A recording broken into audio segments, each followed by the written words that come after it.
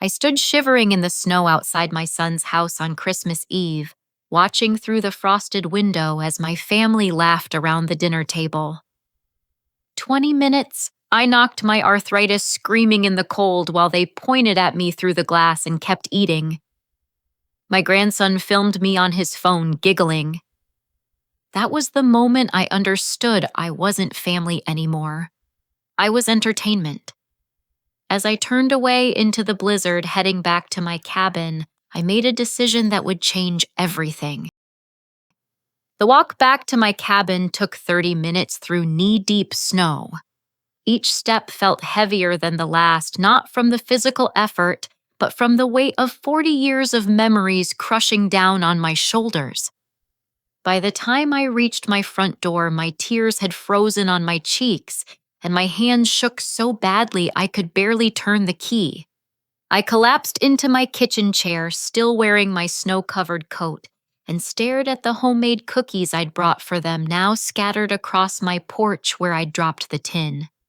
Red velvet cookies, Tommy's favorite since he was 5 years old. The same recipe I'd perfected during those endless nights when I worked 3 jobs to keep us afloat after his father died. Tommy was only 15 when cancer took Robert from us. I remember holding my son as he sobbed into my shoulder, promising him that everything would be okay, that I'd make sure he had every opportunity his father wanted for him.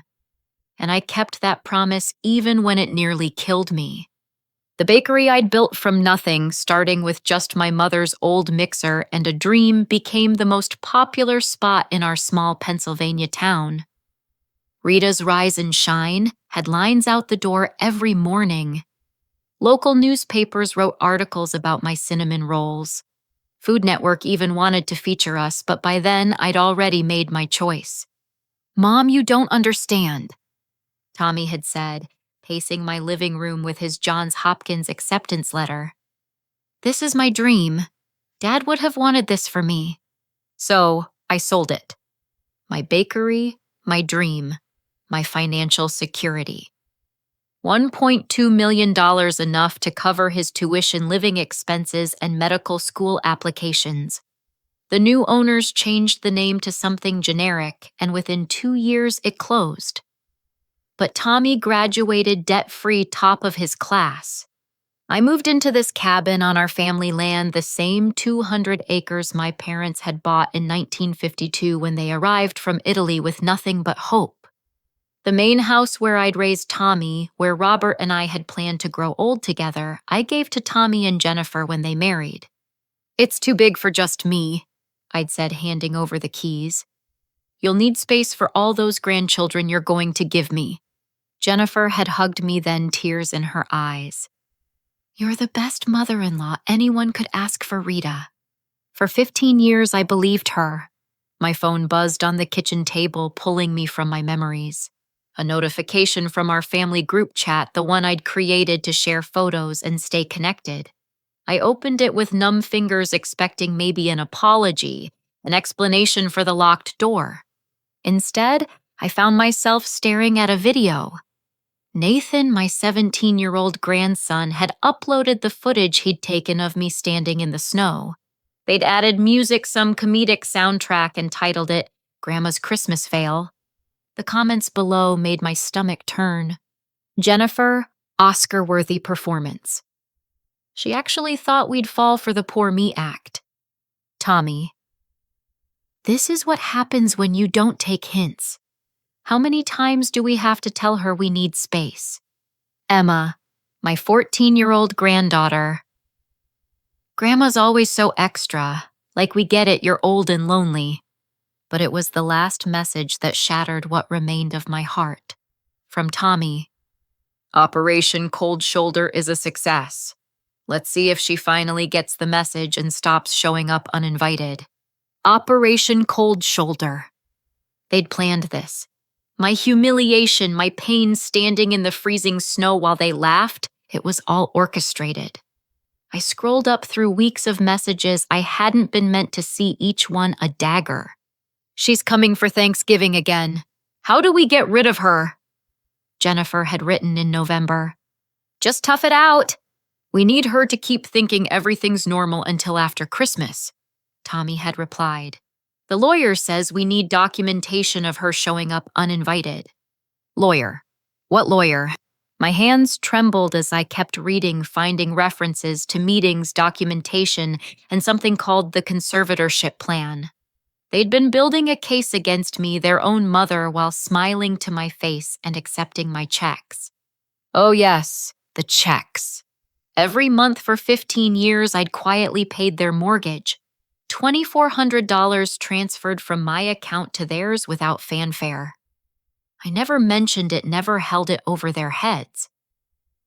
When Tommy's medical practice struggled in the early years, I covered their health insurance. When Jennifer wanted to renovate the kitchen, an anonymous gift appeared in their account. When the kids needed braces, private school tuition, summer camps, music lessons, Grandma Rita made it happen. I stood up slowly, my joints protesting, and walked to my bedroom. In the closet behind winter coats that smelled of mothballs, I kept a box of photos. Pictures of Tommy's first day of school, his high school graduation, his white coat ceremony. Photos of me teaching Jennifer my secret recipes, of us planting the garden together that first spring. Birthday parties. Christmases, Easters, a lifetime of love documented in fading Kodak prints. At the bottom of the box, I found what I was looking for, a photo from last Christmas, all of us around the dinner table in the main house. I was smiling, my arms around both grandchildren, Tommy carving the turkey, Jennifer laughing at something. We looked like the perfect family. But now, studying it closely, I could see what I'd missed. The way Jennifer's smile didn't reach her eyes. How Tommy stood just far enough away to be out of my reach. The kids looking at their phones instead of at me. Even then, I was already a burden to them. I set the photo aside and opened my laptop. If they'd been planning something called Operation Cold Shoulder, if lawyers were involved, I needed to know what I was facing. But first, I had a more immediate concern. My email showed 3 new messages, all from addresses I didn't recognize. The subject lines were variations of urgent response required and documentation needed. My cursor hovered over the first one when something strange caught my eye. These emails had been forwarded to me, but the original recipient was Tommy. Somehow our email accounts had gotten mixed up. It happened occasionally with our shared family internet plan. I'd set everything up years ago, including their email addresses, and sometimes wires got crossed in the system. Usually it was harmless. Recipe exchanges meant for Jennifer, medical journals for Tommy. I'd always forwarded them along without reading. But tonight, with snow melting in my hair and betrayal freezing my heart, I clicked open. The first email was from a lawyer named Daniel Stockton. "Dr. Morrison, as discussed, the conservatorship papers are ready for your review. Your mother's recent behavior patterns, as documented, should be sufficient for the judge. Please confirm the December 29th hearing date works with your schedule." December 29th, 5 days from now. The second email contained attachments, video files labeled Evidence 1 through Evidence 12. I clicked on the first one, and there I was, looking confused and disoriented at Thanksgiving dinner. But watching it now, I remembered that day differently. Jennifer had insisted on making me a special cup of tea, wouldn't let me help in the kitchen. Within an hour, I'd felt dizzy, confused. They'd had to help me to the car. The video had been edited. The part where Jennifer gave me the tea was cut out. Only my slurred words and stumbling remained. The third email was from someone named Bradley Chen at Prosperity Development Group. "Tom, great news. The survey team finished evaluating your mother's property. 200 acres of prime real estate, perfect for our planned shopping complex. As discussed, we're prepared to offer $3 million for the development rights. Once you have conservatorship, we can move forward immediately. Jennifer speaks highly of your cooperation in this matter." I read that last line again. Jennifer speaks highly of your cooperation. My daughter-in-law was selling my family's land to a developer. My land. The acres my father cleared with his own hands where my mother grew tomatoes and taught me to make sauce where Robert proposed to me under the oak tree my grandparents planted. And my son was going to let it happen. I closed the laptop, my decision crystallizing like ice in my veins. They thought I was just a foolish old woman who baked cookies and paid their bills. They had no idea who Rita Benedetti Morrison really was. Before I was a mother, before I was a baker, I was my father's daughter. And Giuseppe Benedetti didn't raise his children to be victims. He raised us to be fighters. I picked up my phone and scrolled through my contacts until I found the name I needed. Margaret O'Brien had been my roommate in college before I dropped out to marry Robert. She'd gone on to work for the FBI, retiring just last year as a senior special agent. We'd stayed in touch through Christmas cards and occasional lunches. She answered on the second ring. "Rita, it's been too long. How was your Christmas Eve?" "Margaret," I said, my voice steady now, resolved. "I need your help, and I think you're going to find this very interesting." Outside my window, the snow continued to fall, covering my footprints from the main house. By morning, there would be no trace of my humiliation, no evidence of my pain. But that was fine. I didn't need footprints to prove where I'd been. I needed evidence of where I was going. The next morning, Christmas Day, I woke to a text from Tommy. "Mom, we missed you last night. Jennifer saved you a plate. Maybe come by later." The audacity of it took my breath away. After leaving me in the snow, after laughing about it in their group chat, he had the nerve to pretend concern. I typed and deleted a dozen responses before settling on, "Not feeling well. Enjoy your holiday." His response came quickly. "That's what happens when you stand outside in the cold. Jennifer makes great chicken soup. Let us bring you some." I could almost hear the fake concern in his words. Were they documenting this too, creating evidence of a devoted son caring for his difficult mother? I didn't respond. Instead, I made myself coffee and sat at my kitchen table with the stack of mail that had been accumulating. Usually I sorted through it casually, bills here, junk mail there. But this morning I paid attention. That's when I found it. An envelope addressed to Thomas Morrison, MD, but delivered to my cabin by mistake. Our rural mail carrier, bless his heart, often mixed up our deliveries since we shared the same road. Normally, I'd walk it over to the main house. Today, I opened it. Inside were legal documents from Stockton and Associates, thick pages of legalese that made my coffee turn bitter in my mouth. Petition for conservatorship of Rita Ann Morrison was stamped across the top. The grounds listed were damning: cognitive decline, erratic behavior, inability to manage financial affairs, delusional thinking. Each claim was supported by what they called evidence. Rita Morrison was seen talking to herself in the grocery store. She forgot her grandchildren's names at Thanksgiving. She gave away money irresponsibly.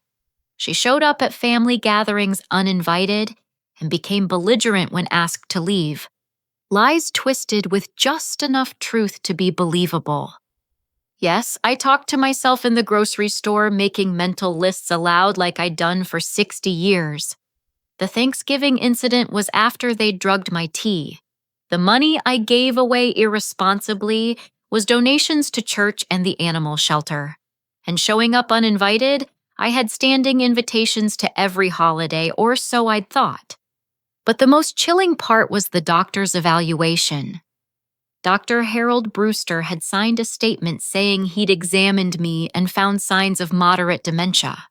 I'd never met Dr. Harold Brewster in my life. My actual doctor, Susan Chen, had given me a clean bill of health just 2 months ago. I set the papers aside and powered up my laptop again. If they were building a case against me, I needed to understand exactly what they were planning. And more importantly, I needed to protect myself. The family computer setup I'd created years ago was about to become my greatest asset. As the account administrator, I had access to everything: router logs, browsing history, cloud storage. I'd never invaded their privacy before, respecting the boundaries that family should have. But they'd crossed that line first. I started with the router logs, checking which devices had been accessing our network. Tommy's laptop, Jennifer's iPad, the kids' phones, all normal. But there was another device connecting regularly over the past 3 months.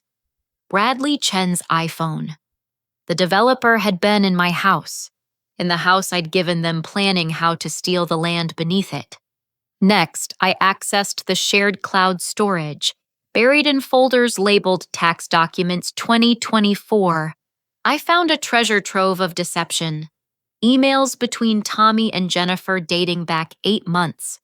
Communications with lawyers, real estate developers, and someone named Dr. Brewster, who appeared to be an old medical school friend of Tommy's, willing to sign anything for the right price. But it was a video file labeled Practice Run that made my blood run cold. The shaky phone footage showed Jennifer in their kitchen grinding pills into powder. Tommy's voice came from behind the camera. "Make sure it dissolves completely. We need her disoriented, not unconscious." "I know what I'm doing," Jennifer snapped. "This isn't my first time." "It's different with family," Tommy said. "We have to be careful." "Your mother isn't family." Jennifer's voice was ice.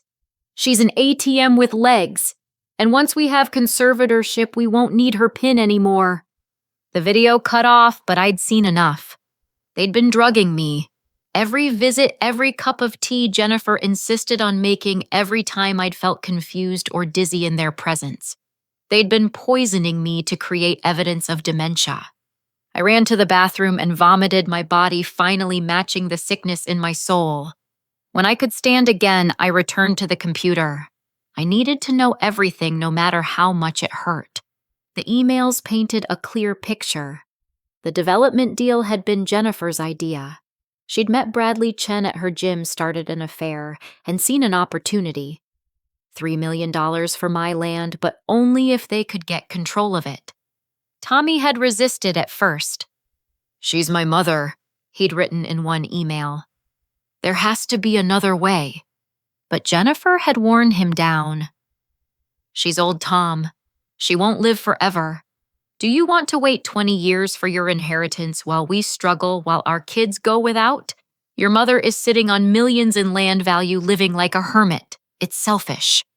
The turning point had been when Jennifer discovered Tommy's secret. My brilliant son, the doctor I'd sacrificed everything to create, had lost his medical license 2 years ago. A malpractice suit I knew nothing about, a patient death, a cover-up that had failed. He'd been practicing illegally ever since, treating patients in a clinic that thought his license was still valid. "I'll report you myself if you don't cooperate," Jennifer had written. "Prison or wealth, your choice." So, my son had chosen wealth. They'd hired lawyers, bribed a doctor, documented fake evidence, and plotted to have me declared incompetent.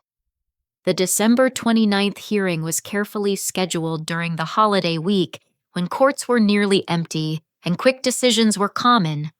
I spent the rest of Christmas Day gathering evidence, screenshots of every email, copies of every document, downloads of every video. My printer worked overtime creating physical copies of everything, but I needed more than just their communications. I needed proof of my own competence. That evening, as snow began falling again, I heard a car in my driveway.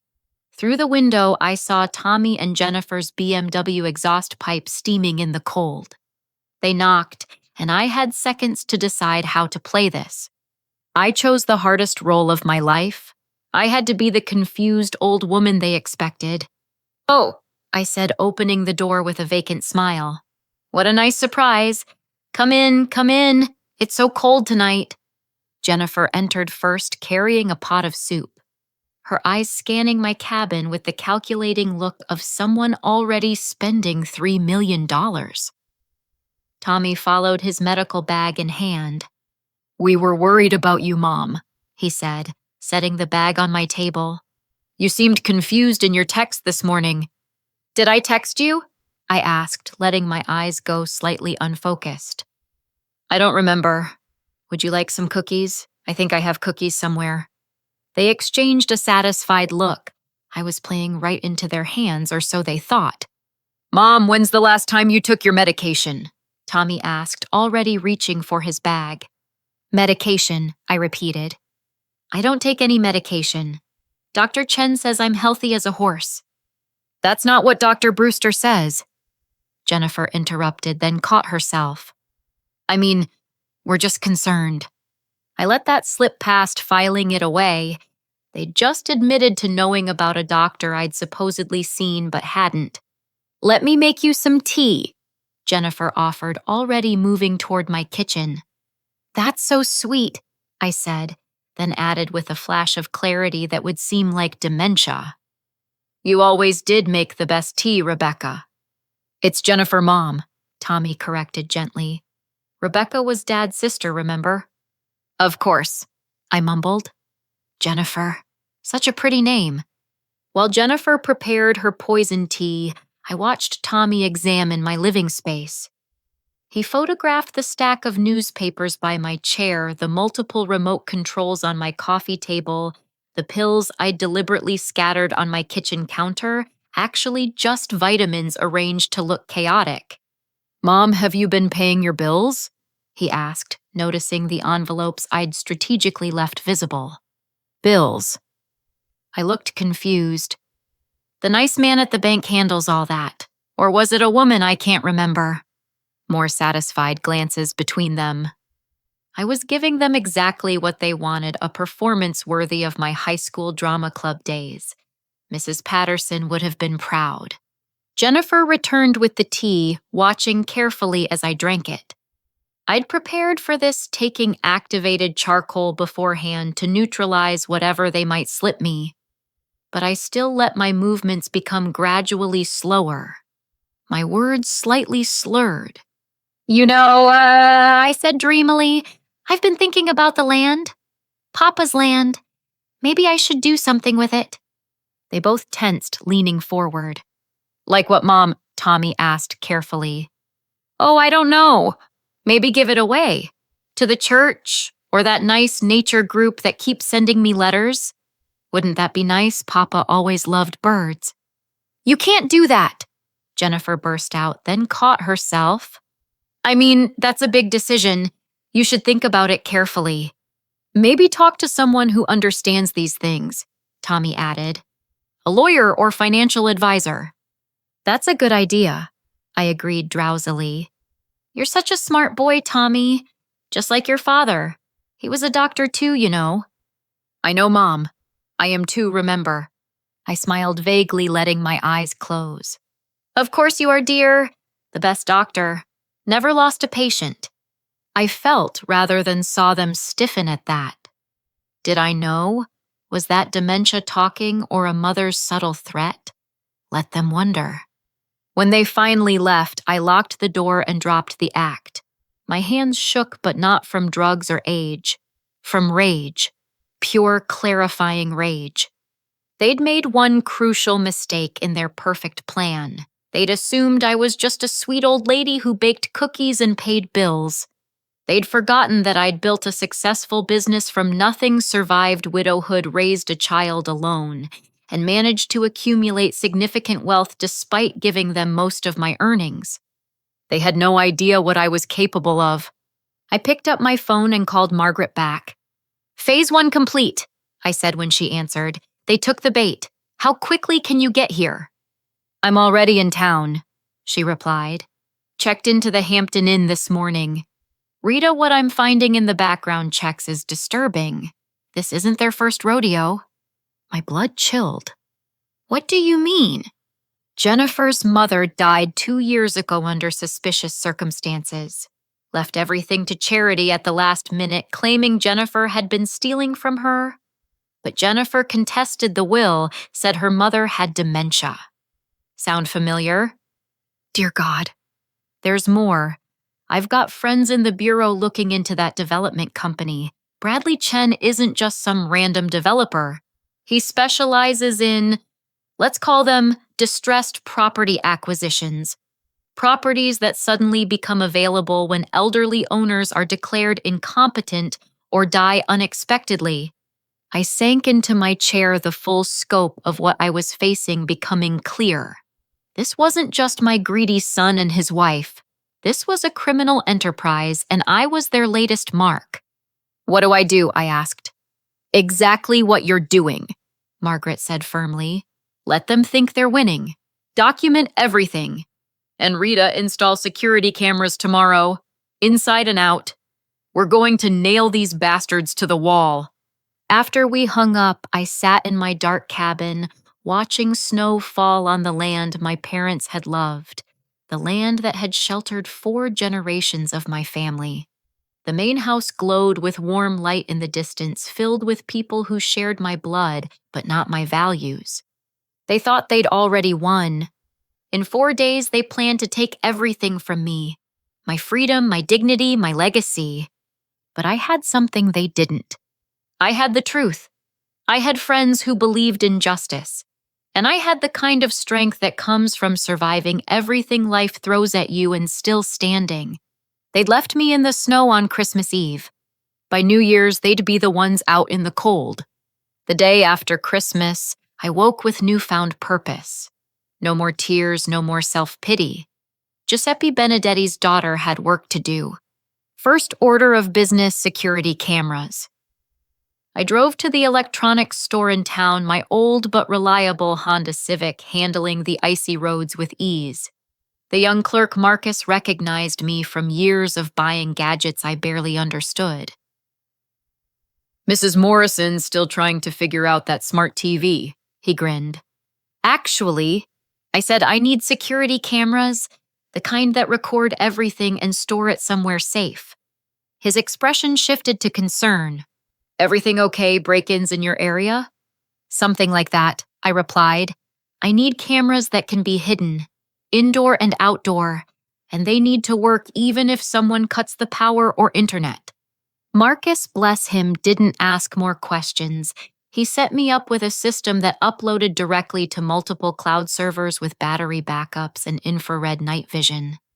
The hidden cameras were tiny, designed to look like smoke detectors, air fresheners, even picture frame corners. "This is top-of-the-line stuff, Mrs. Morrison, used by private investigators and, well, people who need serious security." "Perfect," I said, handing over my credit card. "Can you recommend someone to install them discreetly?" He wrote down a number. "My cousin Dave, he does security for celebrities. Very discreet. Tell him I sent you." Dave arrived that afternoon in an unmarked van. A former Marine, he took one look at my situation, the isolation of the cabin, the main house in the distance, and understood without my saying a word. "Domestic situation?" he asked quietly. "Family members I can't trust," I admitted. He nodded grimly. "Those are always the worst. Don't worry, Mrs. M. When I'm done, you'll have eyes everywhere and no one will know." While Dave worked, I prepared for my next performance. Tommy and Jennifer would expect me to deteriorate further after their drugged tea. I practiced in the mirror, letting my face go slack, my eyes unfocused. I dressed in mismatched clothes, put my sweater on backwards, left my hair uncombed. Margaret arrived as Dave was finishing up. She'd traded her FBI power suits for suburban casual wear, looking like any retired woman visiting a friend. But her eyes remained sharp, scanning everything. "Jesus, Rita," she said, taking in my disheveled appearance. "You look actually demented." "That's the idea," I said, then showed her the camera feeds on my laptop. Every angle covered, audio and video. "Good. Now let me show you what I've found." She pulled out a thick folder. "Bradley Chen has done this exact scheme in 3 states. Each time an elderly person with valuable property suddenly develops dementia, family members get conservatorship, and the property is sold to his company within months. 2 of the elderly victims died within a year of losing their homes." My stomach turned. "Died how?" "Officially natural causes, but the timing is suspicious. Once the property was sold, they became expendable." I thought of Jennifer grinding pills of Tommy's medical knowledge of how easy it would be for them to increase the dosage once they had what they wanted. My own son, my own flesh and blood. There's more, Margaret continued. I had a friend run Jennifer's finances. She's in deep. Gambling debts, credit cards maxed out, borrowing from some very unfriendly people. That medical practice she manages, she's been embezzling for years. They need this score, Rita. They're desperate. And desperate people do desperate things, I murmured. Exactly. Which is why we're going to be very careful. I've arranged a meeting with a law firm in Pittsburgh. Not local, no connections to anyone here. They specialize in elder abuse cases. Can you get there tomorrow without arousing suspicion? I thought for a moment. I'll tell them I'm confused about where I'm going. Leave early, pretend I got lost. They'll love that for their documentation. Margaret smiled grimly. You're good at this. Ever consider a career in undercover work? I'm 65 years old. I laughed. So I retired at 68. Best years of my career were the last 5. Experience beats youth every time. That evening, Tommy called. Mom, Jennifer, and I are worried. You seemed really out of it yesterday. Maybe you should come stay with us for a few days. The trap was beckoning. Come to us, they were saying. Make it easier for us to control you, drug you, manipulate you. That's sweet, dear, I said, letting my voice waver. But I like my little house, though I did get lost today. Ended up at the grocery store and couldn't remember why. Oh, Mom. His voice oozed false concern. That's not good. What if you forget where you live? What if you wander off in the snow? I suppose you're right, I said meekly. Maybe I'll come for dinner tomorrow if that's okay. Of course, Jennifer will make your favorite, 6 o'clock. What time? I asked as if I'd already forgotten. 6, Mom. I'll write it down for you. After I hung up, I called Dave's number. I need one more thing. A small camera I can wear. They're going to be drugging me tomorrow night. I'll drop it off in an hour, he said without hesitation. Looks like a button. Records everything, uploads real time. Military grade. The next morning, I drove to Pittsburgh, deliberately taking wrong turns, stopping at random places, creating the paper trail of a confused old woman. But I made it to the law offices of Hartman, Kress and Associates right on time. Elizabeth Hartman was everything a good lawyer should be, sharp, thorough, and absolutely furious when she heard my story. They're filing for conservatorship on December 29th, she said, fingers flying over her keyboard. Judge Richard Brennan presiding. Oh, this is interesting. He's Tommy's golf buddy, but he's also under investigation for taking bribes in 2 other conservatorship cases. The Judicial Review Board has been watching him. Can you stop it? I asked. Stop it, Mrs. Morrison. We're going to destroy them. But I need you to keep playing along. Get me evidence of the drugging, the forgery, the false medical evaluation. Can you do that? I smiled. Watch me. That evening, I arrived at the main house dressed in my confused old lady costume. Slippers with socks, a house coat over my dress, my good purse paired with a plastic grocery bag. The button camera recorded everything. Oh, Mom, Emma said when she answered the door, her teenage disdain evident. You look interesting. Thank you, dear, I said brightly. I wore my best dress. Do you like it? She rolled her eyes and led me inside, texting rapidly on her phone, no doubt alerting the family that Grandma had arrived looking crazier than ever. Dinner was a performance on all sides. They played the concerned family, I played the declining elder. Jennifer's special tea made an appearance, of course. This time, I'd prepared with activated charcoal and ipecac syrup, just enough to make me vomit later if needed. Mom, Tommy said carefully, we've been thinking. Maybe you need help managing things. The house, the land, your finances. It's a lot for anyone. Oh, I don't know about finances, I said vaguely, then perked up. But I did have the strangest dream. There were papers to sign, lots of papers, and a nice man in a black robe. They exchanged excited glances. I was predicting their plan, making it seem like destiny. That's interesting, Mom, Tommy said. Maybe it means something. Maybe you should listen to dreams like that. Should I?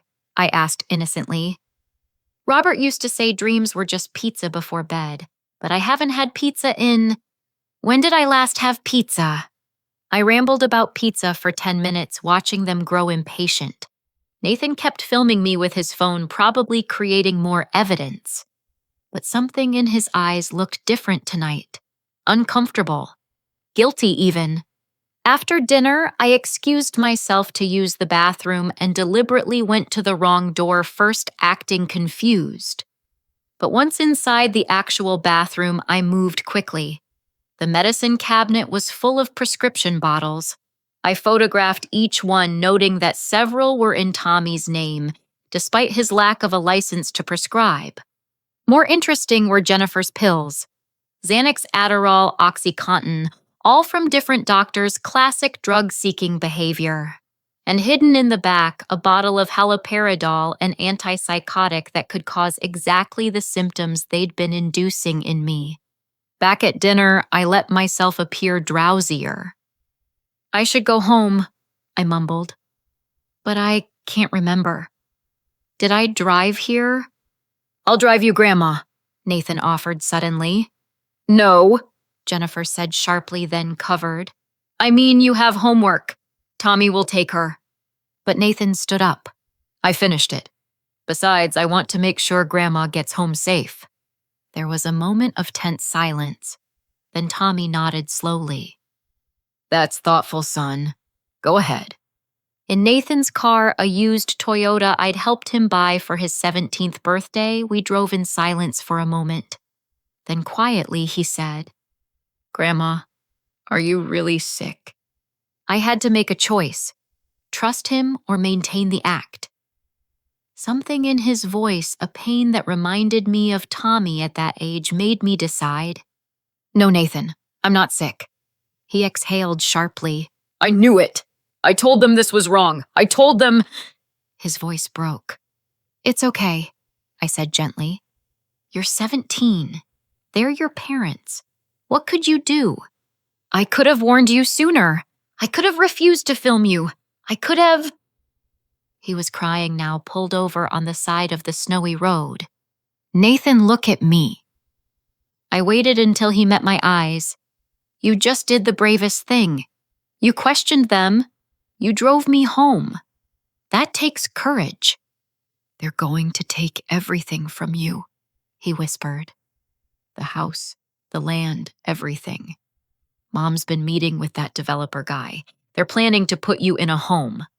I know, I said simply, but they're not going to succeed. He stared at me, hope flickering in his eyes. You have a plan. I do.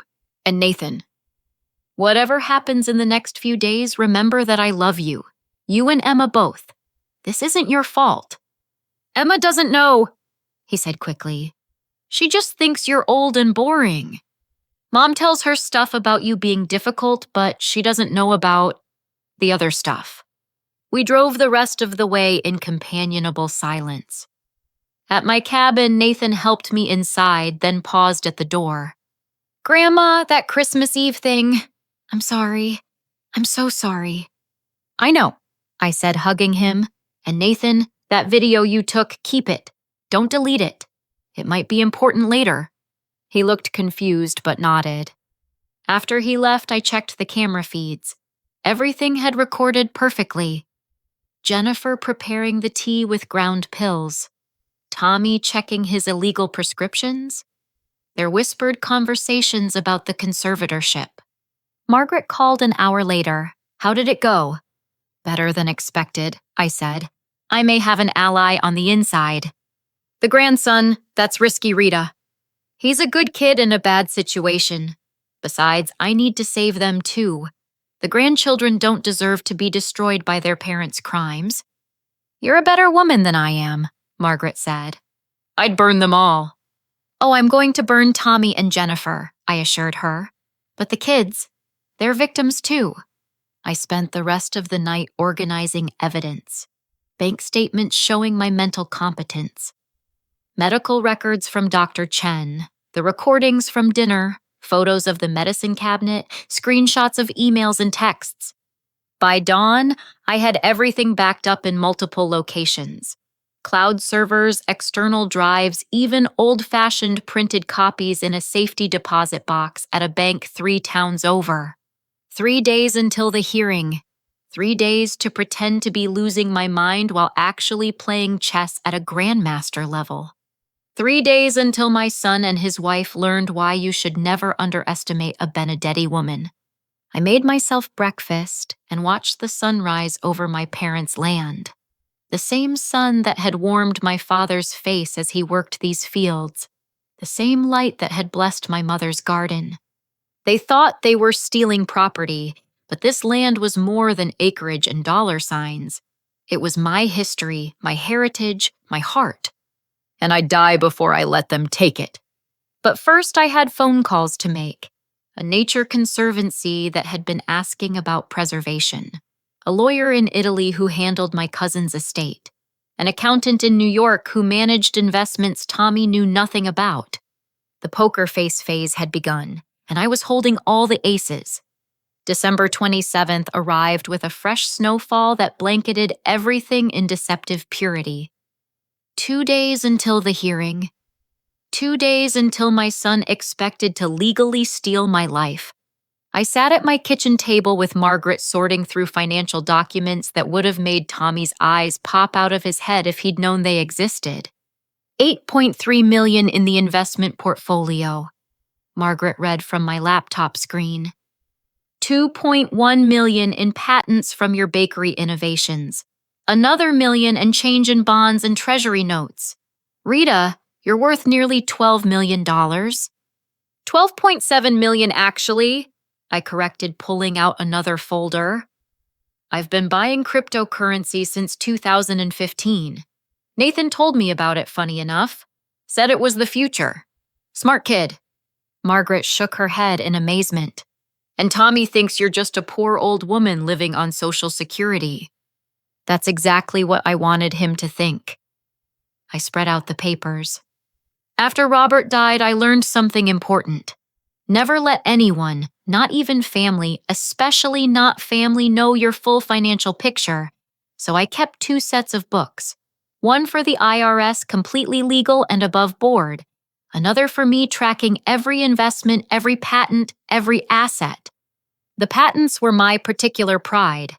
A rapid rise yeast formula I'd developed that cut baking time by 40%. A preservation technique that kept baked goods fresh without chemicals.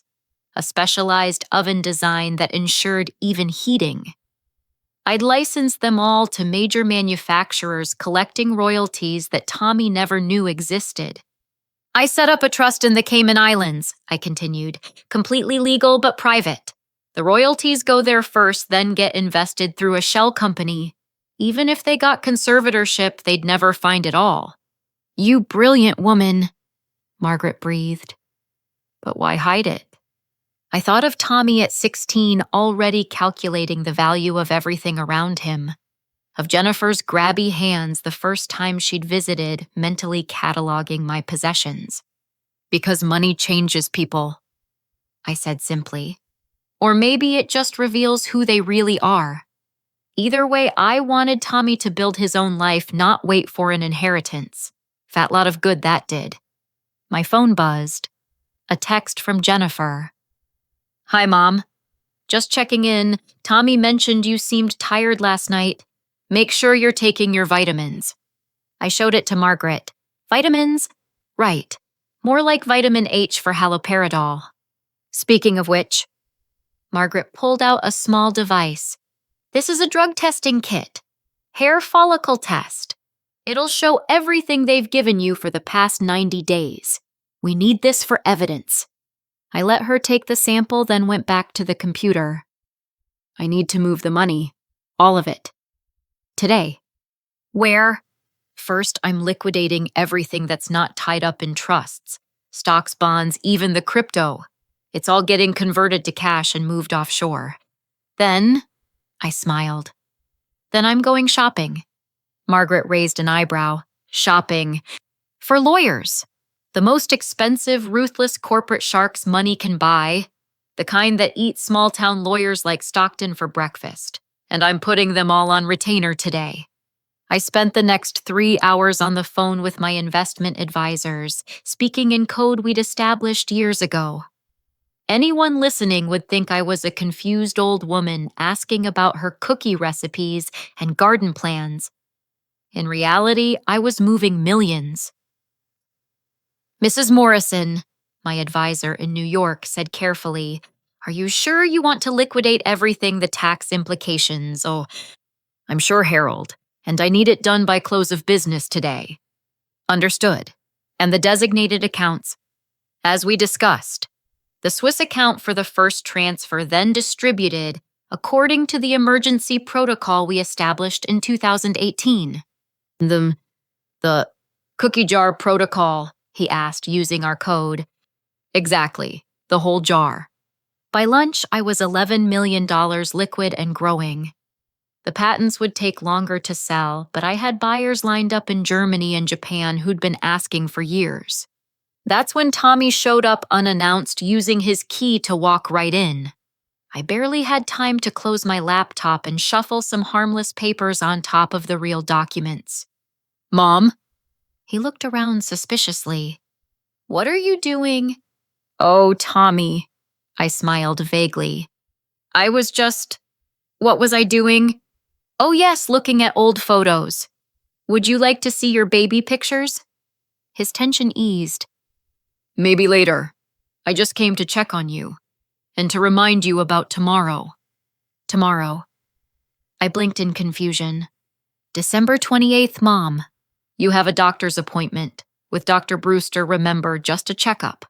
Ah, yes, the fake doctor who'd already signed my death warrant without meeting me. Do I? How thoughtful of you to remember. He sat down across from me, his face attempting concern, but achieving only greed. "Mom, I've been thinking. This cabin is pretty isolated. What if something happened? What if you fell?" "I've fallen before," I said truthfully. I got up. "But what if you couldn't? What if you forgot how to use the phone or wandered outside in the cold? Like on Christmas Eve when you locked me out, I thought but didn't say." "That would be scary," I agreed out loud. Which is why Jennifer and I think maybe it's time to consider other options. Somewhere with people to look after you. Somewhere safe. "Like a nice home?" I asked innocently. "With nurses and food and activities?" His eyes lit up. "Exactly. You understand." "Oh, yes." I nodded. Mrs. Peterson from church went to one. Haven Lakes, I think. She said it was $8,000 a month, but worth every penny. I watched him do the math in his head. 8,000 times 12 months for potentially years. His inheritance disappearing into healthcare costs. "Well, maybe not Haven Lakes," he said quickly. "Somewhere more economical. We want to preserve your assets for your care. For your wallet, you mean." "That's so thoughtful, dear. You always were good with money, just like when you were little and saved all your allowance." He'd actually spent every penny the moment he got it, but he smiled at the false memory. "That's right. Always thinking ahead." After he left, I called the law firm in Pittsburgh. Elizabeth Hartman answered immediately. "Mrs. Morrison, perfect timing. I've been investigating Judge Brennan. We've got him. 3 other conservatorship cases, all with suspicious property sales immediately after. The FBI is very interested." "How interested?" I asked. "Interested enough to have an agent sitting in my office right now. Would you be willing to wear a wire to the hearing?" I thought of Giuseppe Benedetti, who'd faced down Mussolini's thugs to protect his family. "I'd be willing to wear a full microphone if it helps." "That won't be necessary," she laughed. But Mrs. Morrison, there's something else. The medical board is also interested in your son, an unlicensed doctor performing procedures. That's serious jail time. My heart clenched. Despite everything, he was still my baby boy. The child I'd sung to sleep, taught to ride a bike, cheered at graduation. I know this is hard, Elizabeth said gently, but he made his choices. You're just protecting yourself. I know, I whispered. Proceed. That evening, I had an unexpected visitor. Emma knocked on my door, looking uncomfortable in the snow. Grandma, can I come in? Of course, dear. Hot chocolate. She nodded, following me to the kitchen. While I prepared our drinks, she fidgeted with her phone. Nathan's been weird lately, she finally said. He won't talk to me, and Mom and Dad are acting strange, whispering all the time, having meetings with some guy named Bradley. I kept my back to her, stirring the chocolate. Families have secrets sometimes. Is it about you? She asked bluntly. Nathan said something about you being sick, but you don't look sick. You look, I don't know, sad. I turned, studying my granddaughter. At 14, she was all legs and attitude, but her eyes held genuine concern. What do you think? I asked. She was quiet for a long moment. I think everyone's lying to me. I think Mom and Dad want something from you, and I think... Her voice dropped. I think they're planning something bad. Why do you think that? Because Mom was practicing this speech about how much she loves you and how hard this is for her, but she was smiling the whole time, like when she gets a package from Amazon. That's not how you look when someone you love is sick. Smart girl. Smarter than her parents gave her credit for. Emma, I want you to remember something.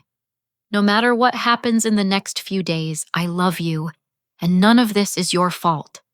Her eyes filled with tears. They're going to hurt you, aren't they? They're going to try, I said honestly, but I'm tougher than I look. She hugged me, then fierce and sudden. I won't let them. I'll tell someone. You'll do nothing, I said firmly. You're 14. This is adult business. But Emma, when this is over, when the truth comes out, I'll need you to be strong for Nathan. Can you do that? She nodded against my shoulder. I hate them sometimes. Is that wrong? No, sweetheart. Sometimes the people who are supposed to love us the most are the ones who hurt us the deepest. Hating them for it is natural. But don't let that hate poison you. Feel it, acknowledge it, then let it go. After she left, I sat in my dark living room thinking about family, about blood and loyalty and the prices we pay for love. Tommy had chosen money over his mother. Jennifer had chosen greed over gratitude. But Nathan had chosen courage, and Emma had chosen truth. Maybe that was enough. Maybe saving 2 out of 4 wasn't failure. My laptop chimed. The last of the transfers had gone through. $11.7 million scattered across 7 countries in 9 different currencies. Even if they won tomorrow, even if they somehow got conservatorship, they'd find empty accounts and canceled credit cards. But they weren't going to win, because tomorrow I had one last card to play, one last performance to give. I picked up my phone and scrolled through my contacts until I found the number I needed. An old friend from the bakery days who'd become a journalist. Someone who specialized in elder abuse cases and had won a Pulitzer for her investigative work. Diane, it's Rita Morrison. Remember that story you always said you wanted to write about family betrayal? Well, have I got it exclusive for you. Tomorrow they expected to destroy a confused old woman. Instead, they'd face a grandmother with $12 million in hidden assets, a team of FBI agents, and a media spotlight ready to expose their crimes to the world. I looked out at the main house blazing with lights in the darkness. Inside, my son and his wife were probably celebrating, already spending money they didn't have on things they didn't need. Let them celebrate. Morning would come soon enough. And with it, a reckoning 40 years in the making. December 28th dawned crystal clear and bitter cold. One day before the hearing. One day before my son expected to steal my life, my land, and everything I'd built. I woke at 4 in the morning, my mind sharp as the icicles hanging from my roof. Today was performance day, and I had to be perfect. One slip, one moment of obvious clarity at the wrong time, and their whole case against me would strengthen. Margaret arrived at 6 with coffee and updates. The FBI wants to meet with you before the hearing tomorrow. They've been building a case against Bradley Chen for months. Your situation is the break they've been waiting for. After today, I said, I need to maintain my cover until the last possible moment. She nodded, then pulled out a thick envelope. The drug test results came back. Rita, they've been giving you enough haloperidol to tranquilize a horse. Plus Ativan, plus something called Rohypnol. The date rape drug. I stared at the results. Exactly. No wonder you felt confused. It's a miracle you remembered your own name. I thought of all the family dinners, all the cups of tea, all the times I'd trustingly consumed whatever Jennifer put in front of me. My own son watching as his wife poisoned me dose by dose. Well, I said, steadying myself, they're about to learn what happens when you drug a Benedetti woman and she survives. At 9 sharp, my phone rang. Tommy's cheerful voice made my skin crawl. Mom, ready for your doctor's appointment? I'll pick you up in an hour. Doctor. I let confusion color my voice. I don't remember. That's why you need to see him, Mom. Don't worry, I'll be right there. I used the hour to prepare. Mismatched clothes, inside-out sweater, 2 different shoes. I practiced my vacant stare in the mirror, the slight hand tremor I'd perfected the way I'd trail off mid-sentence. Method acting at its finest. When Tommy arrived, I had the button camera in place and my phone recording in my purse. He helped me to his car with exaggerated care, probably hoping the neighbors would see his devotion. How are you feeling, Mom? He asked as we drove. Oh, fine, dear. Are we going somewhere? He sighed dramatically. To the doctor, Mom. Remember. That's nice. Will Robert be there? I saw him tense. I rarely mentioned his father in my confused states. Dad's gone, Mom. He died 20 years ago. Oh. I looked out the window, then brightened. Look at all the snow. Isn't it pretty? Dr. Brewster's office was in a shabby medical building on the outskirts of town. Not exactly the prestigious practice you'd expect for Tommy's supposed colleague. The waiting room smelled like mildew and desperation. Mrs. Morrison. Brewster greeted us with fake enthusiasm. He was younger than I'd expected, with nervous eyes and hands that shook slightly. Addiction issues, I'd bet. Perfect target for manipulation. Doctor, Tommy said meaningfully. Thanks for fitting us in. They exchanged a look that would have been comical if it weren't so sinister. Co-conspirators playing at medicine. The examination was a farce. Brewster asked me simple questions which I answered with deliberate confusion. What year was it? 1990. No 2000? I'm not sure. Who was the president? Roosevelt. No, that's not right. The actor? Reagan.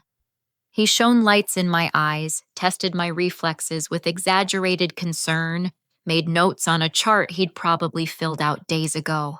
All theater, all lies. Mrs. Morrison, he said seriously, I'm concerned about your cognitive function. Have you been experiencing confusion, memory loss? Have we met before? I asked innocently. You look familiar. Tommy jumped in.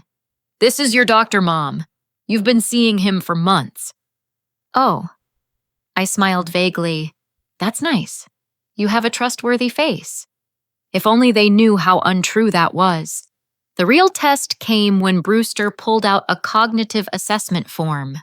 Basic questions designed to diagnose dementia. I'd researched these extensively, knowing exactly how to fail while seeming to try.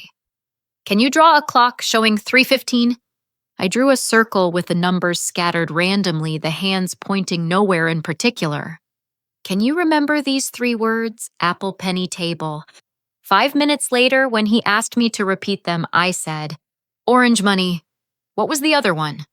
Each wrong answer was calculated, each hesitation precise.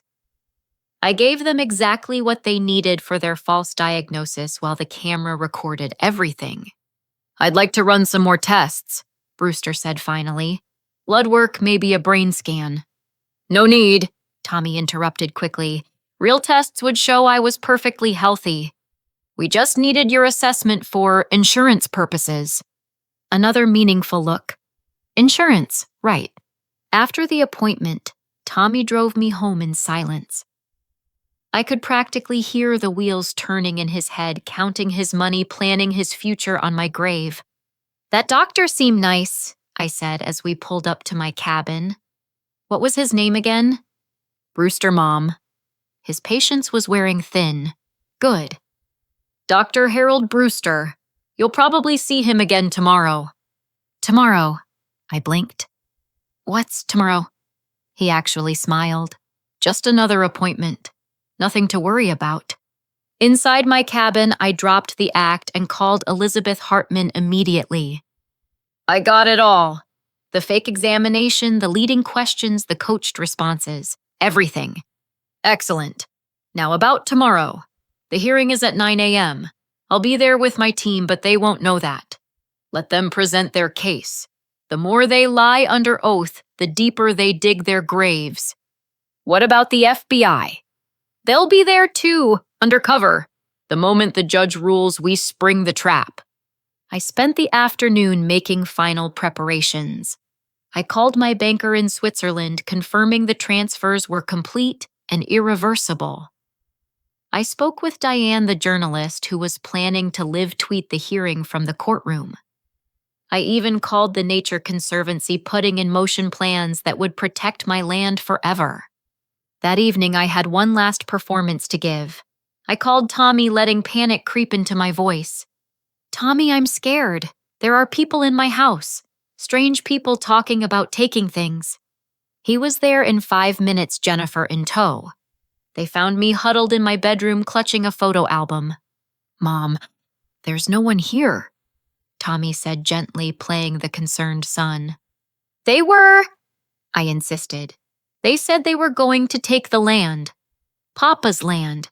They can't take it, can they? Jennifer and Tommy exchanged triumphant looks. I was practically gift-wrapping their case. Don't worry about the land, Mom, Jennifer soothed. We'll make sure it's protected. You will? I looked at her with desperate hope. You'll keep it safe. Of course, she lied smoothly. Family takes care of family. I clutched her hand. I want to sign something. Something that says you'll protect it. Can we do that? Their eyes lit up like slot machines hitting jackpot. Here was their demented mother begging to sign over her rights. We can do that tomorrow, Tommy said carefully. There's a nice judge who can help us make it official. A judge like on TV. I smiled. That sounds important. Very important, Jennifer agreed. You just have to tell him you want us to take care of everything for you. Can you do that? If you think it's best, I said meekly. You always know what's best. They left soon after, practically dancing to their car. They thought they'd won. The confused old mother begging them to take control, volunteering for her own execution. After they were gone, I sat in my quiet cabin and made 2 more calls, first to Nathan. Grandma. He sounded scared. They're acting crazy, celebrating something. Mom's already shopping for a new car online. Nathan, listen carefully. Tomorrow things are going to happen very fast. I need you to get Emma to school early before your parents wake up. Can you do that? Why? What's happening tomorrow? Justice, I said simply, and I don't want you or Emma there to see it. Trust me. Yes, he said without hesitation. Grandma, I love you. I love you too, sweetheart. Everything's going to be okay. My last call was to Margaret, All set. Rita, I've been in law enforcement for 40 years. I've never seen a trap this perfect. They're walking into a buzzsaw. Good, I said, looking out at my parents' land under the moonlight. They deserve everything that's coming. I prepared for bed methodically. Tomorrow's outfit was laid out a confused old woman's costume for my final performance. The cameras were all functioning, the recordings, all backed up, the money all safe. In my jewelry box, I found my mother's rosary. I wasn't particularly religious anymore, but tonight, I held it thinking of her strength, her courage when she'd left everything behind to come to America. Mama, I whispered to the darkness, give me strength for one more day. Help me save our land. Help me save the children. And help me forgive myself for what I have to do to my son. Outside, an owl hooted in the old oak tree. My father always said owls were messengers bringing news of change. Tomorrow would bring change, all right. Tomorrow the hunters would become the hunted. I fell asleep holding the rosary, dreaming of justice wrapped in legal briefs and handcuffs. December 29th arrived like a reckoning. I woke at 5, dressed carefully in my confused old lady costume, complete with food stains I'd added for authenticity. The button camera went in place, backup recording devices hidden throughout my purse. This was it. Showtime. Tommy arrived at 7:30, dressed in his best suit and barely containing his glee. Ready for your appointment, Mom. Appointment. I let my eyes go vague. Are we seeing Dr. Chen? No, Mom. Remember the nice judge who's going to help protect your land? Oh, I brightened. Yes, the TV judge? He helped me into his BMW, treating me like spun glass. Had to keep the merchandise intact until after the signatures, after all. The courthouse was a 20-minute drive. I spent it pointing out random things like a child. Look, cows. They were horses. Is that where I went to school? It was a shopping mall. Each comment made Tommy relax further. His demented mother was performing perfectly. Inside the courthouse, Jennifer waited with their lawyer, Daniel Stockton. She'd dressed conservatively, the grieving daughter-in-law forced to make hard choices. Stockton looked like what he was, a small-town lawyer in over his head, sweating despite the December cold. Mrs. Morrison, he greeted with false warmth. How are you feeling? I stared at him blankly. Do I know you? This is Mr. Stockton, Mom, Tommy said loudly, as if I were deaf instead of supposedly demented. He's here to help us. That's nice, I said, then whispered loudly, he has a funny tie. What they didn't notice was Elizabeth Hartman sitting in the back, dressed down and reading a newspaper. Or the 3 court clerks, who were actually FBI agents. Or Diane, my journalist friend, typing quietly on her phone in the corner.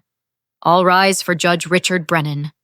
Brennan looked exactly like what he was, a corrupt small-town judge with expensive tastes and flexible morals. His golf tan clashed with his black robes. This is the matter of the conservatorship of Rita Ann Morrison, he intoned, already looking bored. Mr. Stockton. Stockton stood shuffling papers. Your Honor, we're here on behalf of Thomas Morrison, seeking conservatorship of his mother due to severe cognitive decline and inability to manage her affairs. Proceed. What followed was character assassination disguised as concern. Stockton presented the evidence, the edited videos, the false medical report from Dr. Brewster, statements from Tommy and Jennifer about my deteriorating condition. Mrs. Morrison has been showing signs of dementia for months, Stockton said. Confusion, memory loss, inability to manage basic tasks. Just yesterday, she called her son, claiming intruders were in her home. No one was there. I played my part, looking around the courtroom with confused wonder, occasionally waving at the court reporter. Dr. Morrison, Stockton continued, has been caring for his mother while managing his successful medical practice. I heard Elizabeth shift in her seat, the first lie under oath. Tommy wasn't a doctor anymore, and Stockton knew it. The family is heartbroken, Jennifer testified, dabbing at dry eyes. We love Rita so much. This is the hardest thing we've ever had to do, but she's a danger to herself. On Christmas Eve, she showed up at our house confused and disoriented, standing in the snow. No mention of the locked door, the pointing, the laughter. Tommy took the stand next, painting himself as the devoted son. I've tried everything to help her. Doctors, medications, supervision. But she's getting worse. Last week, she gave away $5,000 to strangers. She can't remember our names. She thinks my father is still alive. Each lie was recorded.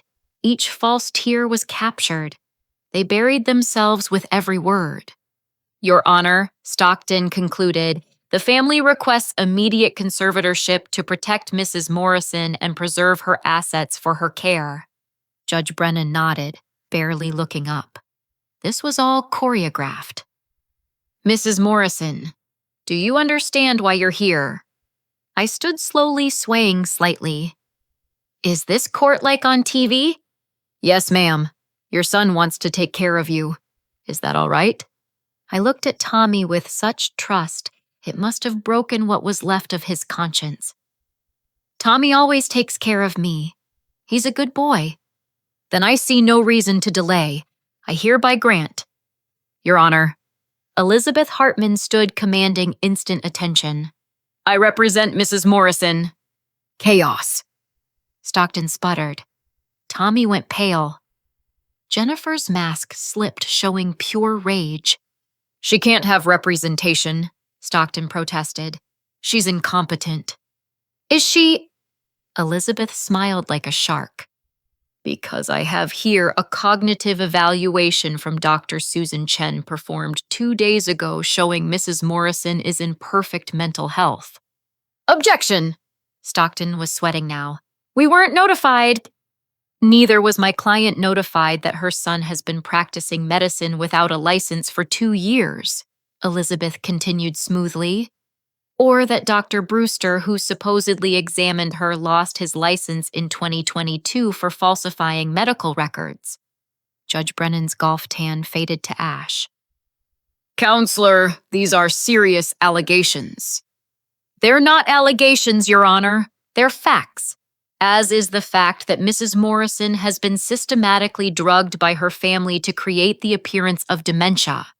I have blood tests proving the presence of haloperidol, Ativan, and Rohypnol in her system. That's impossible, Jennifer burst out. We never, what Mrs. Morrison, Elizabeth pounced. Never drugged your mother-in-law. Would you like to say that under oath? This was my cue. I stood straighter, the confusion falling away like a discarded costume. Actually, I said, my voice clear and strong. I'd like to say something. The courtroom froze. Tommy stared at me like he was seeing a ghost. Hello, son, I said calmly. Surprise! What happened next was beautiful chaos. I walked to the front, pulling out a folder of evidence. Your Honor, everything my son and his wife testified to is a lie. I am not demented. I have not been confused. I have been systematically poisoned and gaslit by my family in an attempt to steal my inheritance. Mom, Tommy whispered, what are you doing? What I should have done months ago, protecting myself from you. I handed Elizabeth the folder. Financial records showing I've been managing complex investments successfully. Security footage of Jennifer drugging my tea. Audio recordings of them planning this scheme with Bradley Chen, who's been having an affair with my daughter-in-law. Jennifer made a sound like a stepped-on cat. Oh, yes, I said, turning to her. I know about Bradley and the $3 million he promised you for my land. The land my parents bought with their life savings. The land you'll never touch. This is entrapment, Stockton shouted. She tricked us. Into committing felonies, Elizabeth asked sweetly. How terrible for you. That's when the FBI agent stood up, badges flashing. Thomas Morrison, Jennifer Morrison, Daniel Stockton, you're under arrest for conspiracy to commit fraud, elder abuse, and filing false legal documents. Your Honor, another agent addressed Brennan. We'll need you to come with us as well. Questions about your involvement in similar cases. Tommy looked at me as they cuffed him, his eyes full of betrayal. Mom, how could you? I'm your son. You stopped being my son the moment you decided I was worth more dead than alive, I said quietly. The moment you locked me out in the snow and laughed. I needed the money, he cried.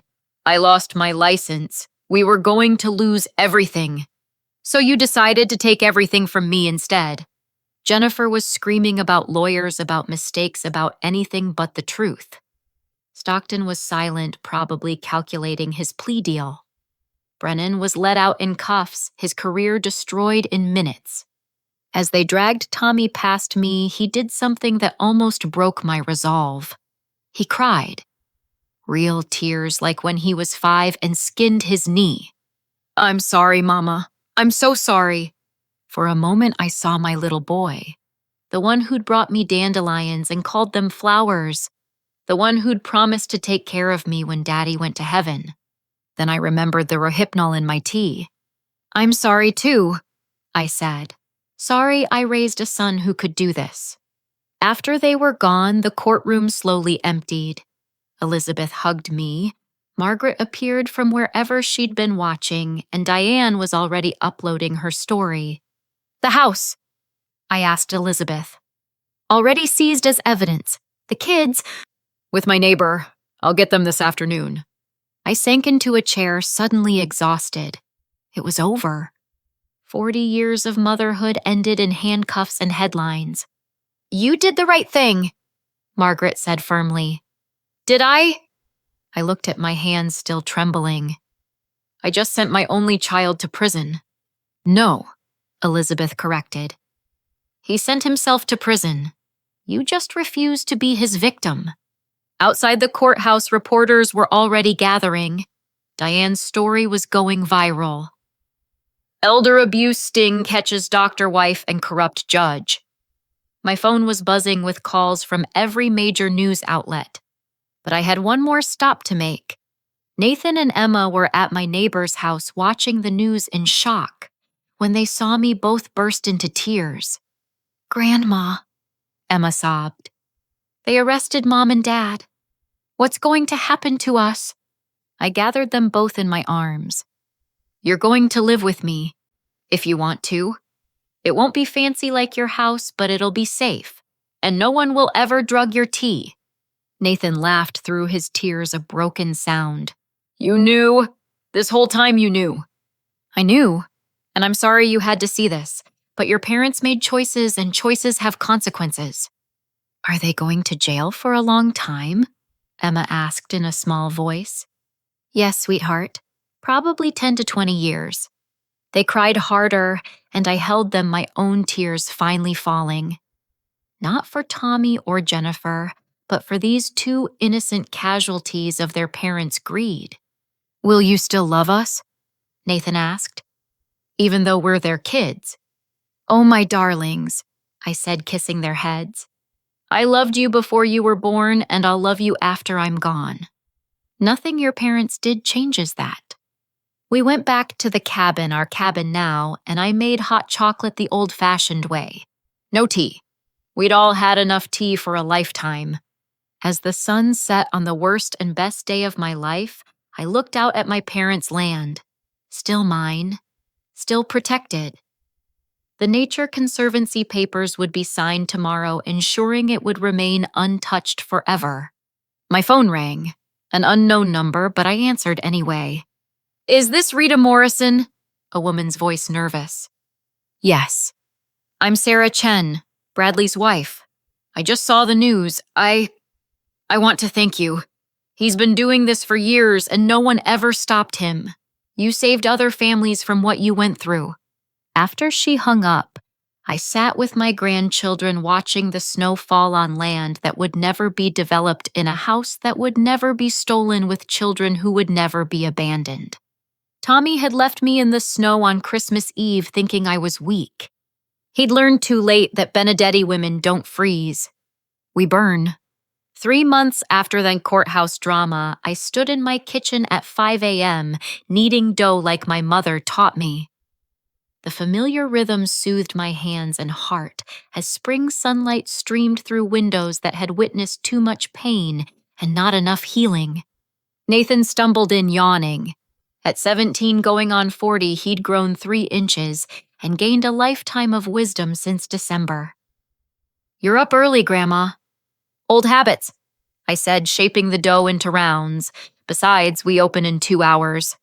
Second chances had been Nathan's idea, actually. After the media circus died down and the FBI finished their investigation after the trials began and the reality of their parents' crimes sank in, he'd found me crying over my old bakery photos. "Why don't you start again?" he'd asked simply. "You have the money now, and the whole town knows what happened. They'd support you." He was right. The moment I'd announced plans to open a new bakery focusing on employing elder abuse survivors and at-risk youth, the community had rallied. The old Woolworths building on Main Street had been donated by a family who'd lost their grandmother to a similar scheme. Equipment came from restaurant suppliers horrified by my story. Even my old customers from Rita's Rise and Shine emerged sharing recipes they'd saved for 20 years. Emma appeared next, already dressed in her Second Chances t-shirt. "The Henderson order needs extra cinnamon rolls. It's their grandpa's 90th birthday." "Already in the oven," I assured her. My granddaughter had channeled her pain into purpose, becoming our unofficial social media manager and customer relations expert.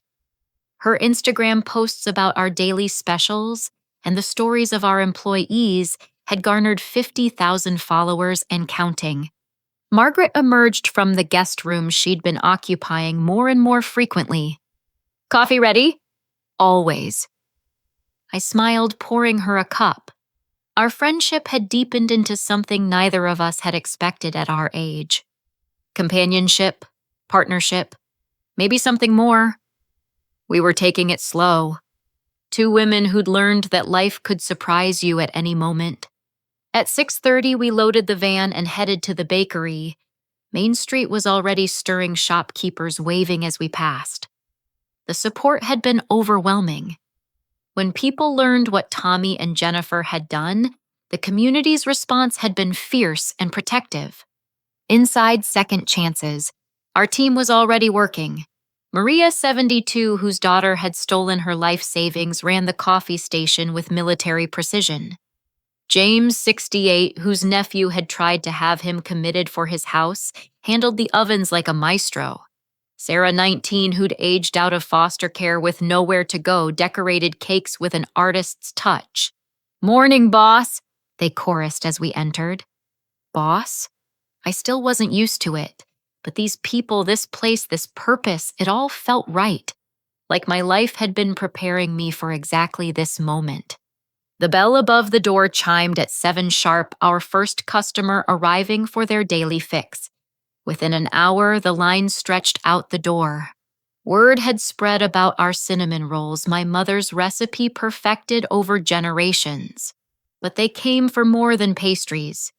They came for the story, the hope, the proof that sometimes the good guys win. Diane stopped by around 9 as she did every Friday. Her series on elder abuse had won another Pulitzer, but she still preferred my coffee to any fancy journalist hangout. "Updates," I asked, settling beside her with my own cup. "Tommy's lawyer is pushing for a plea deal. 15 years instead of 25 if he testifies against Bradley Chen's operation." I nodded. I'd stopped visiting Tommy after the first month. He'd spent the entire hour blaming me, claiming I'd ruined his life. Jennifer was worse, spitting venom through the glass until the guards removed her. "And the investigation expanding. The FBI found 12 more families across 4 states. Your case broke it wide open, Rita. You saved lives." Maybe, but I couldn't save my son from himself. At noon, Nathan took his lunch break to video call Emma's school. She was presenting a project on criminal justice reform using her parents' case as an example. The strength of these children amazed me daily. "How do you forgive someone who betrays you?" a student asked Emma through the screen. Emma thought carefully. You don't have to forgive to move forward. My parents did terrible things, but holding on to anger only hurts me. So I focus on what I can control, helping my grandma, building something positive, being better than they were. Wisdom from a 14-year-old that some adults never achieved. The afternoon brought a familiar face I hadn't expected. Dr. Susan Chen, my real doctor, entered with a small wrapped gift. "Rita, you look wonderful," she beamed. "Running a bakery agrees with you." "My arthritis disagrees," I laughed, "but my soul has never been happier." She handed me the gift. Inside was a small framed photo me at my medical appointment 2 days before the hearing, clear-eyed and determined. "I wanted you to have this," she said. "To remember that even when they tried to steal your mind, it remained sharp as ever. Also, I'm referring more patients to you. Elder abuse survivors who need hope along with their morning coffee." By closing time, we'd sold out of everything. The team cleaned with the satisfaction of hard work. Well done. Nathan tallied the receipts while Emma updated our social media with tomorrow's specials. "Grandma," Nathan said quietly, "someone called today, from the state prison. Dad wants to see us." The kitchen fell silent. We'd had this conversation before. The kids had the right to see their parents, but the emotional toll was severe. "What do you want to do?" I asked carefully. "I think," he paused, looking at Emma, "I think we need to wait longer, until we're stronger, until seeing them won't break us." Emma nodded agreement. "Maybe when we graduate, when we have more good memories to balance the bad." "That's very mature," Margaret said. "You're both handling this better than most adults would." That evening, we gathered for dinner at the cabin. The main house remained empty, tied up in legal proceedings. Eventually, it would be sold, the proceeds going to Tommy's victims. But the cabin, my parents' original home, had become a sanctuary. Over my mother's lasagna recipe, we talked about the future. Nathan's college applications, Emma's art show, the bakery's expansion plans. Normal family conversations that felt like miracles after everything we'd endured. "I've been thinking," I said during dessert. "The land trust is finalized, 200 acres preserved forever, but I want to do something more." I pulled out architectural drawings. "A retreat center for families recovering from elder abuse, financial exploitation, domestic betrayal. Somewhere they can heal, learn, start over." "Like we did," Emma said softly. "Exactly like we did." Margaret studied the plans. "This is ambitious, Rita, but if anyone can do it—" "We can do it," I corrected. "All of us. This family, this community, everyone who's been where we've been." Nathan raised his glass of milk. "To second chances." "To second chances," we echoed. Later that night, I stood on my porch looking at the stars. The same stars my parents saw when they arrived in America with nothing but hope. The same stars Robert and I wished on when we were young and thought the world was ours. Tommy and Jennifer had tried to take everything: my money, my land, my mind, my dignity. They'd almost succeeded. But here's what they didn't understand about Benedetti women, about Morrison's strength, about the power of truth over lies. We rise. We rise from the ashes of betrayal. We rise from the snow where they left us. We rise from the depths of despair and build something beautiful from the broken pieces. My phone buzzed. A text from a number I didn't recognize. "Mrs. Morrison, my name is Patricia Williams. I'm 78 years old and my grandson is trying to have me declared incompetent. I saw your story on the news. Can you help me?" I smiled, typing back quickly. "Come to Second Chances tomorrow morning. Bring any documentation you have. You're not alone anymore." Because that's what we do now. We catch the ones who are falling. We stand up to the bullies. We prove that age doesn't mean weakness, that trust isn't stupidity, that families should protect, not prey. The owl hooted from the oak tree, the same one from that December night when I'd prayed for strength.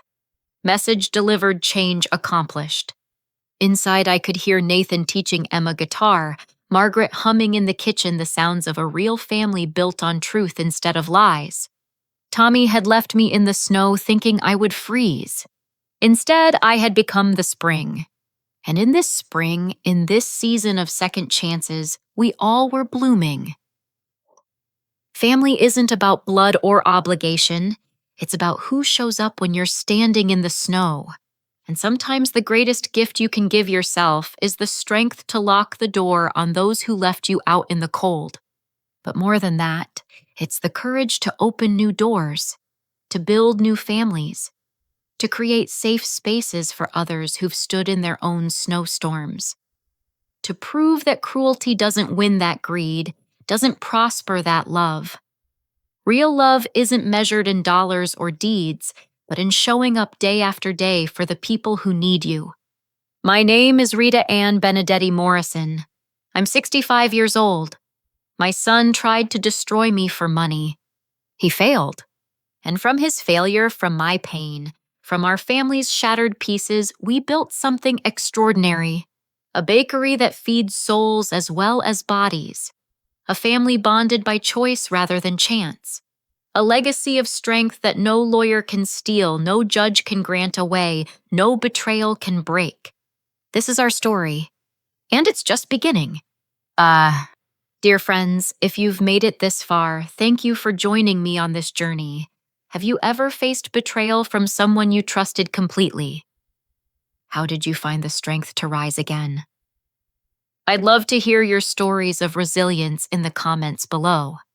If this story touched your heart or reminded you of your own strength, please consider sharing it with someone who might need to hear it today. Like this video to help it reach others who are standing in their own snowstorms wondering if they'll survive. Subscribe to our channel for more stories of triumph over adversity.